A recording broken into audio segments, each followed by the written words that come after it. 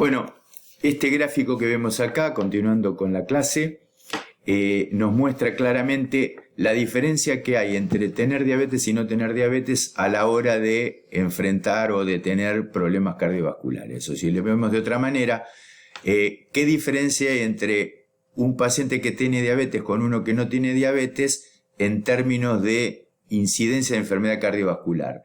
Acá tenemos enfermedad coronaria, infarto de miocardio, angina de pecho y muerte súbita. Los pacientes sin diabetes tienen marcadamente una menor prevalencia de afección cardiovascular, o si quieren dicho de otra manera, los pacientes con diabetes tienen mayor frecuencia y prevalencia de afección cardiovascular, macrovascular a nivel coronario, así como muerte súbita. Es importantísimo conocer este detalle. Y esto es importante también porque en las mujeres también se produce esta diferencia. Cuando vamos a ver qué daño produce la hiperglucemia y la glucotoxicidad a nivel tisular, no debemos mencionar la afectación a nivel de las retinas. Acá vemos un fondo de ojo con exudados algodonosos en contra de los que produce la hipertensión, que son exudados duros, y hemorragias, y también hemorragias en el fondo de ojo. También hay microneurismas que no se detectan acá, para eso hay que mirarlo con mayor detalle, pero este podría ser un microneurisma, esto que vemos aquí. Nefropatía a nivel glomerular, las glomerulopatías de distinta forma. La más común no es la más típica, que es la del riñón de Kimmel-Tilly-Wilson. Es poco frecuente, pero es la más típica de diabetes. Pero de cualquier manera produce daño renal la diabetes en cualquier nivel y principalmente a nivel glomerular. Neuropáticamente produce lesiones más distales y más en miembros inferiores, y al no tener sensibilidad del paciente se producen este tipo de úlceras, que es el mal perforante plantar, que se produce generalmente en los puntos de apoyo, en la cabeza del primer metatarsiano, del quinto metatarsiano o en el talón en la parte inferior. Y a nivel cardiovascular ya vemos la macroangiopatía diabética, que es indistinguible de la persona que tiene aterosclerosis y no tiene diabetes. La diferencia grande está en que se dice que es más FPG, más frecuente, más precoz, es decir, que se produce antes, 10 años antes de lo que se produce en los pacientes sin diabetes, y más grave. Es más grave porque a nivel periférico genera obstrucciones más distales, con lo cual tiene menor posibilidad de revascularización y menor posibilidad de generación de circulación colateral. Si nosotros vemos la prevalencia de daño tisular al momento de diagnóstico, podemos ver en este cuadro lo importante que es. Cuando se diagnostica la diabetes, el porcentaje de albuminuria es de 4% de los pacientes ya la tienen, la albuminuria, daño renal. Daño neuropático, el 8% de los diabéticos está presente. Ausencia de pulsos en los pies, el 12%. Enfermedad coronaria, cardiovascular coronaria, más del 12%, y retinopatía en alrededor del 18%. Esto es al momento del diagnóstico, es decir, que todo esto se produjo mientras que el paciente no sabía que tenía diabetes. Las causas de muerte en diabetes son la mayoría por enfermedad cardiovascular o cerebrovascular, también por infarto de miocardio, muerte súbita, y ya con menor frecuencia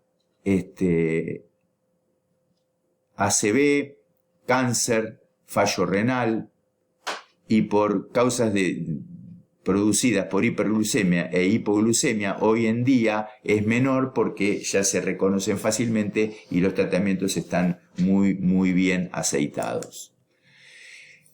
¿Cuáles son las circunstancias en que se diagnostica la diabetes actualmente? Un 78% de los pacientes se las detecta en exámenes de rutina, se encuentra la hiperglucemia en exámenes de rutina. Un 14% es por complicaciones agudas, es decir, estados hiperosmolares o cetoacidosis, y un 8% por las complicaciones crónicas que vimos recién. nosotros tenemos que buscarla, la diabetes, en las personas. Entonces, ¿qué tenemos que hacer? Buscar los individuos que tienen alto riesgo de tener diabetes y buscarla sistemáticamente. ¿En quiénes? En mayores de 50 años. Hay cada 3 años, si no tienen nada, hay que hacerles glucemias. Si las personas son más jóvenes,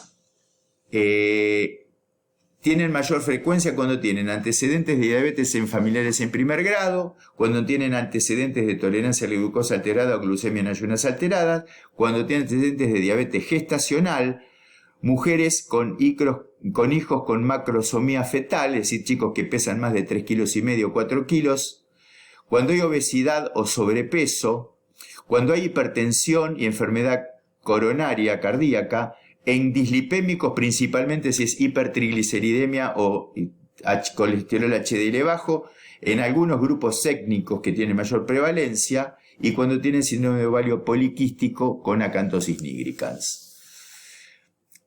Nos desviamos un poquito para hablar de la hemoglobina glicosilada, que es el porcentaje de hemoglobina que está unida el porcentaje de hemoglobina que está unida a glucosa como método de diagnóstico. Las ventajas es que la hemoglobina glicosilada marca un promedio de las glucemias, o sea que sabemos qué pasa en ayunas y postprandial en el paciente, que no necesita estar en ayunas, que tiene tanta precisión como los diagnósticos a través de los métodos que utilizan la glucemia como diagnóstico, tiene buena reproducibilidad en ensayos y que tiene un umbral que se asocia a retinopatía.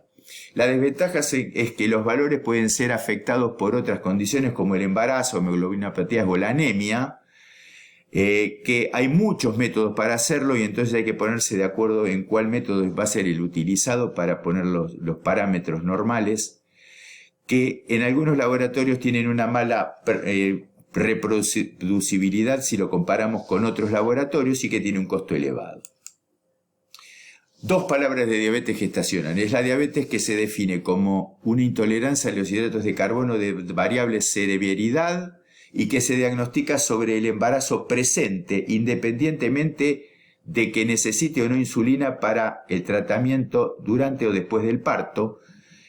No excluye la posibilidad de que la alteración haya estado presente antes de la gestación sin ser reconocida. Aunque estuviera antes, si no fue reconocida, si se diagnostica en embarazo presente, se llama diabetes gestacional.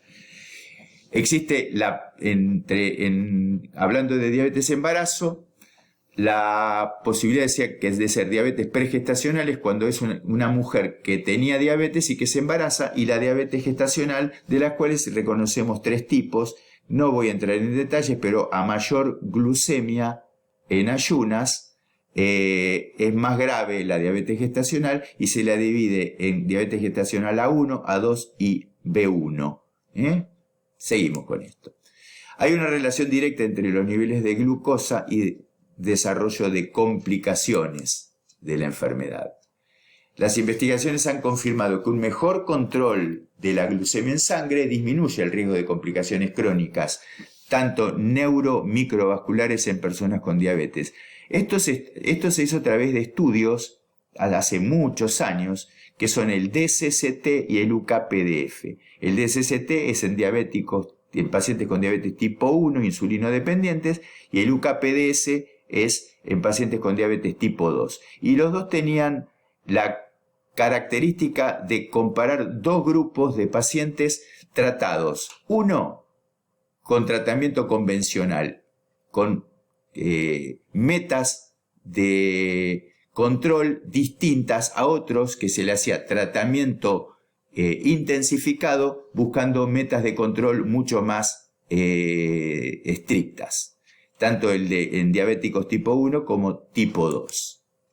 Y acá podemos ver algunos resultados y vemos en línea amarilla los que son en tratamiento convencional y en línea roja los tratados tanto en el DSST como el UKPDS no insulino dependientes y no insulino dependientes, y vemos cómo los valores de hemoglobina glicosilada son mucho más bajos cuando el tratamiento es estricto y logramos metas estrictas, logramos metas mucho más cercanas a la normalidad.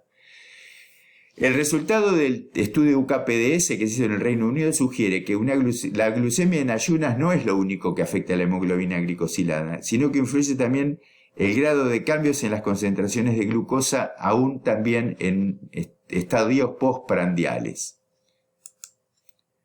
Acá vemos un gráfico que muestra también cómo la terapia convencional tiene a los pacientes con hemoglobinas glicosiladas más altas y la terapia intensificada cifras más bajas. Lógicamente, el riesgo de esto es que con terapia intensificada tenemos mayor riesgo de hipoglucemia, que también es un problema, ¿no? Y acá vemos algunos resultados que se logran cuando tenemos hemoglobinas glicosiladas más bajas. Fíjense cómo con hemoglobinas glicosiladas por debajo de 8, el riesgo de microalbuminuria, nefropatía, neuropatía y retinopatía es mucho más bajo que con cifras de hemoglobina glicosilada más alta. En esta vemos los porcentajes de hemoglobina en las abscisas, y en las ordenadas vemos el riesgo relativo de tenerlos. A mayor hemoglobina glicosilada, a mayor cifra, mayor es el número de pacientes con complicaciones microangiopáticas. Existe una correlación entre esto, ya lo vimos, y sabemos que con disminuir un 1% la hemoglobina glicosilada se reducen las complicaciones micro y macrovasculares en este sentido. La enfermedad microvascular disminuye un 37%. Las muertes relacionadas con diabetes por cualquier causa, un 21%. El infarto de miocardio, un 14%. Y mortalidad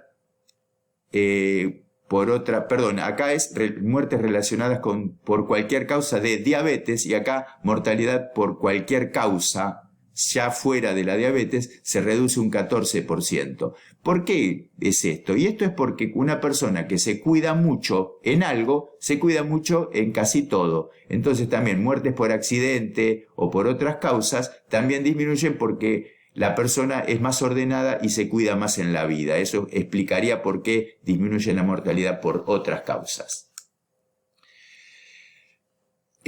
Acá vemos una comparación entre los pacientes tratados con tratamiento intensificado en UKPDS y lo que pasó con esos pacientes luego de terminar el estudio. En un momento se dio por terminado el estudio, luego de 10 años de seguimiento, se hizo un seguimiento posterior y se vio un efecto que ahora en el próximo video lo voy a explicar con mayor detalle.